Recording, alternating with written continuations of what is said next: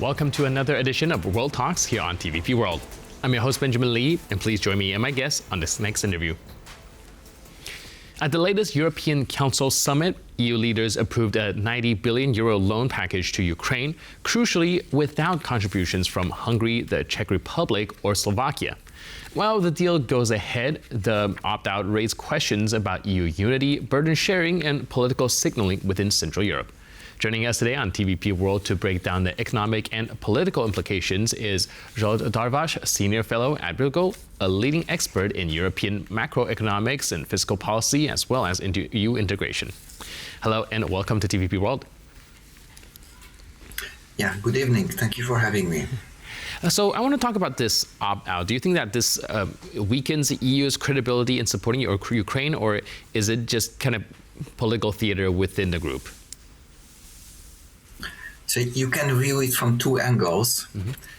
In one angle, the more positive one, you can conclude that the EU was able to issue debt for financing a specific project without unanimity. So 24 countries were sufficient to do a joint EU borrowing. And I think this news in itself is a good news for the rest of the EU, because this would mean that, in future projects, we might not need all 27 countries to join, but even a large share of countries will be sufficient. So I think this is the more positive view, and I think this should be mentioned. Mm-hmm. Now, the more negative, of course, is that the 27 countries are not united in supporting Ukraine, and certainly this signals divisions within the European Union. Yet, the key issue is that the loan was agreed. It will provide financing for Ukraine for the next 2 years. And I think this is the most important outcome of the day. Right. So let's actually break down these 2 points. You mentioned it is significant that the loan process is proceeding without unanimity. Has the EU found a workaround, or do you think that this kind of opens a floodgate and sets a precedence to kind of push things forward without agreement of all member states? So the agreement is based on the EU treaty provision of so-called enhanced cooperation, which doesn't require the participation of all countries. So there is a very clear legal basis in the European Union treaty. And I think it's a good news, because so far all EU borrowing were approved by all 27 countries, and it was only possible to borrow if all countries agreed.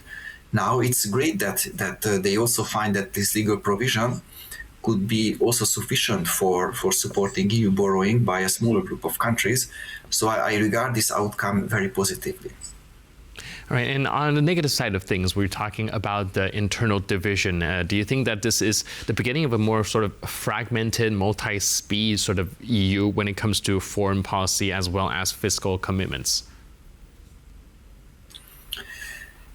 Indeed, fragmentation in foreign policy is a key issue. Nevertheless, also during the past few years, we have also seen that some countries, mostly Hungary, blocked, certain EU foreign policy measures. So in a sense, this is not new, unfortunately. Now, what is new is that there are 3 countries now, also Slovakia and Czech Republic joined this team. Yet, this is the fact of life. When we have 27 countries, it's not always easy to reach a consensus. And again, we should celebrate that the 24 countries could go ahead.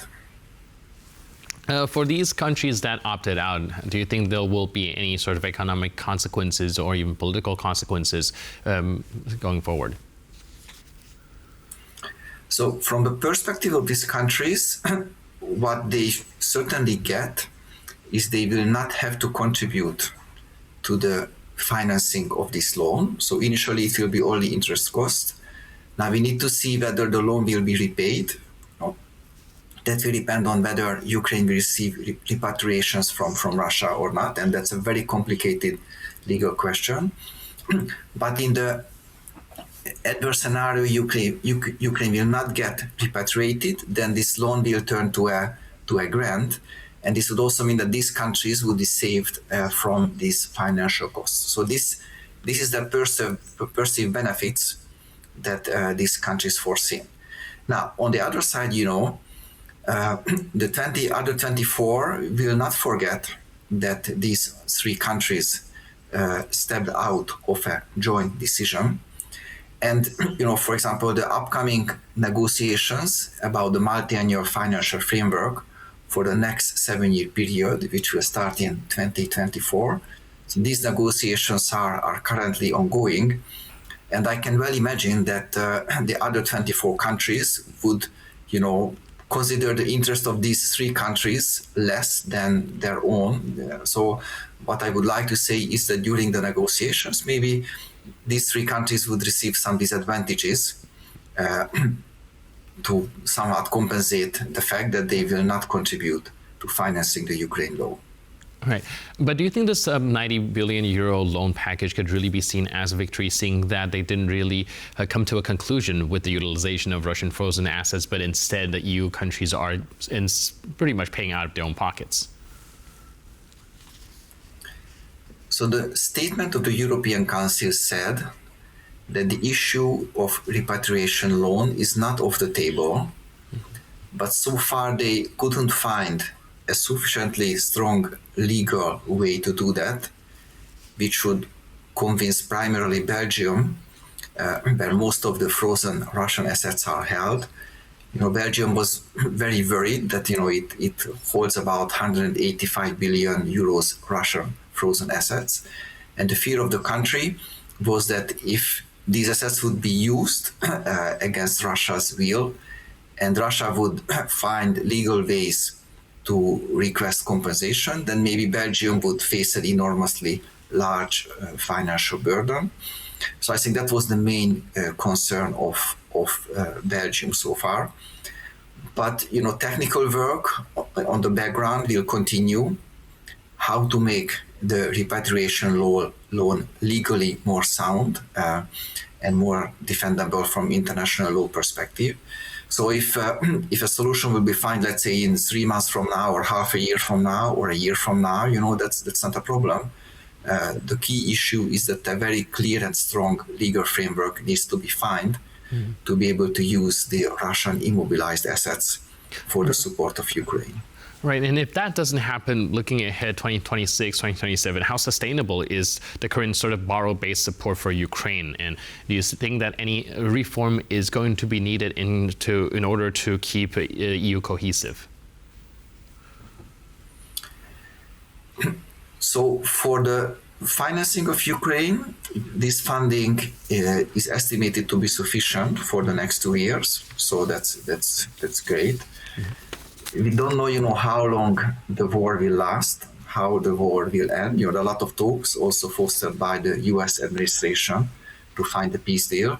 Maybe a peace deal will be found and agreed over the next 2 years, in which case, the legal situation will be much, much clearer.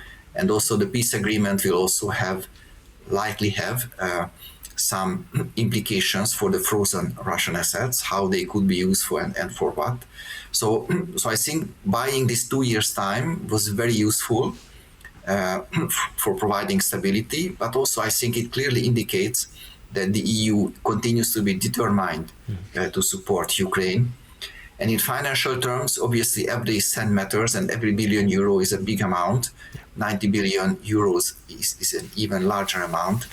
But nevertheless, if you compare it to the overall size of the 24 countries of their overall capacity, fiscal capacity, then it's still a manageable cost for these countries.